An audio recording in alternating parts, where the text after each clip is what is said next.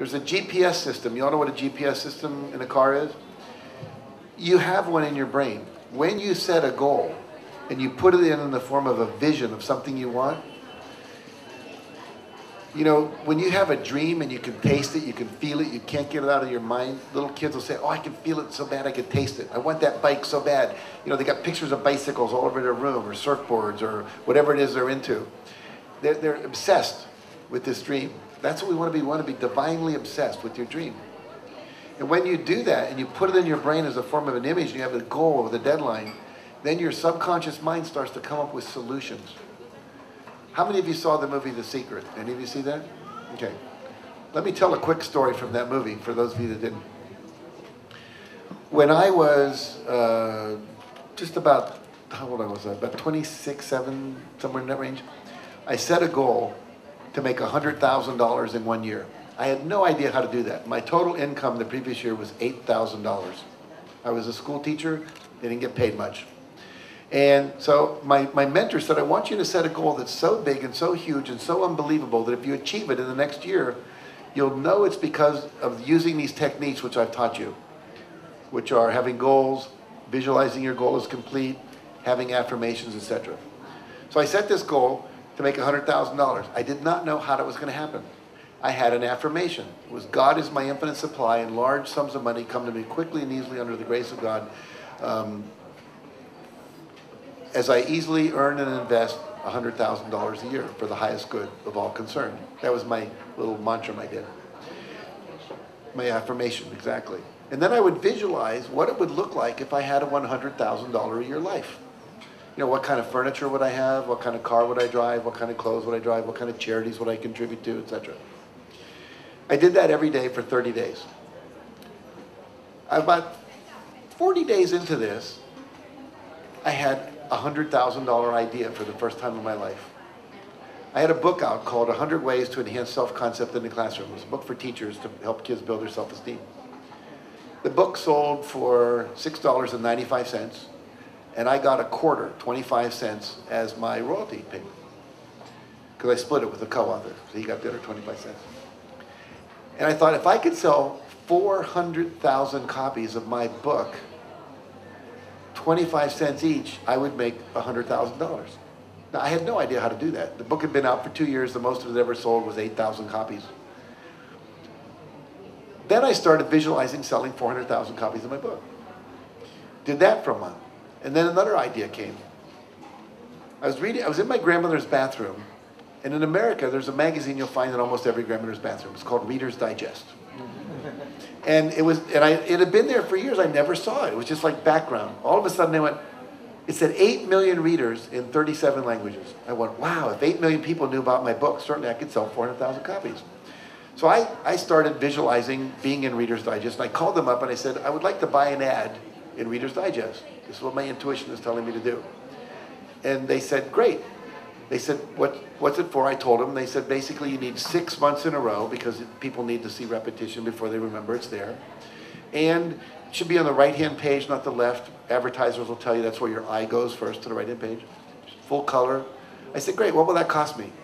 He said, $108,000. And I said, I can't do that. I said, even if I win what I'm trying to do, I lose $8,000. The math doesn't pan out. And so I gave that up. And then my wife said, there's something else in Reader's Digest. I said, what's that? She said, stories. Why don't you write an article? So I wrote an article for Reader's Digest. 54 editors listed on the masthead of Reader's Digest. 54 editors listed. So I sent one to every one of them, 54 people. I thought one of them would like it. I get back a letter about a month later saying, Mr. Canfield, I have 54 copies of your article sitting on my desk. Because I am the education editor, they all forwarded it to him. And we're not going to publish it. 2 weeks later, I'm at the supermarket. I see the National Enquirer, which is our kind of, low-level newspaper with, I don't know what you have here, that they lie about Bollywood stars. They say that Michelle Obama and Barack are having problems, that kind of newspaper. And it's very sensational. But I saw it there. It said 12 million readers weekly. I thought, wow, that's more than Reader's Digest. So I started visualizing myself in the National Enquirer, some article about my book. 6 weeks later, I'm doing a talk at Hunter College, it's an education school, and this woman comes up and says, that was a great talk, can I interview you? I said, sure. I said, who do you write for? She said, I'm a freelancer, but mainly I sell my articles to the National Enquirer. And inside I'm going, do, do, do, do, do, do, do, like the Twilight Zone. You know, this is like not believable. Anyway, article gets published. My book takes off in great sales. And then my wife and I had another idea, which was, when we sell the book through a bookstore, I get a quarter. If I sell the book as a bookstore, I would make $3. So normal bookstores, they're marking it up about twice the price that they pay for it. That's how they're able to afford all this. So what happens is, we started a mail-order bookstore. And we started selling books. And then my wife said, why don't we sell other people's books? They've proven they'll buy books through the mail on self-esteem and self-concept. So long story short, by the end of the year, we had an 8-page catalog with 32 products. We started taking them to universities where they were having teacher conferences. We would have $2,000 profit at the end of the weekend. You do that 50 times a year, you have a $100,000 a year business.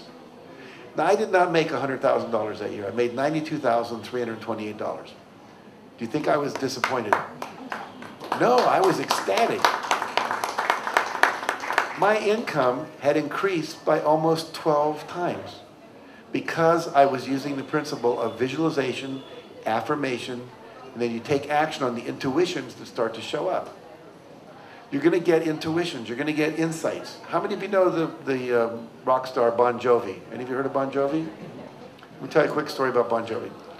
How did Bon Jovi become famous? Bon Jovi was a garage band. Like everyone else, he was playing other people's songs, what they call covers.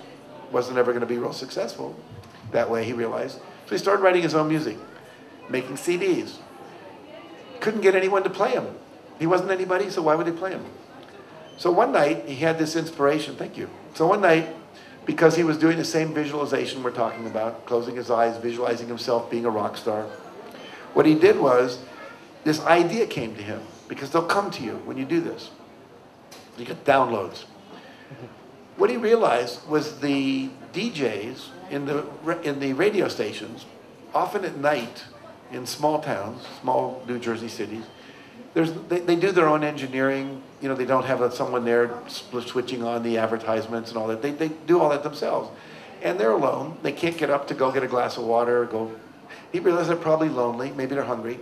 So he started taking pizzas and beer to the DJs and saying, hey, I just wanted to, I like your show. I like your music. I thought you might want some pizza and have a beer, whatever. They said, yeah, come on in. This was before terrorism and 3 layers of security before you could get into the studio.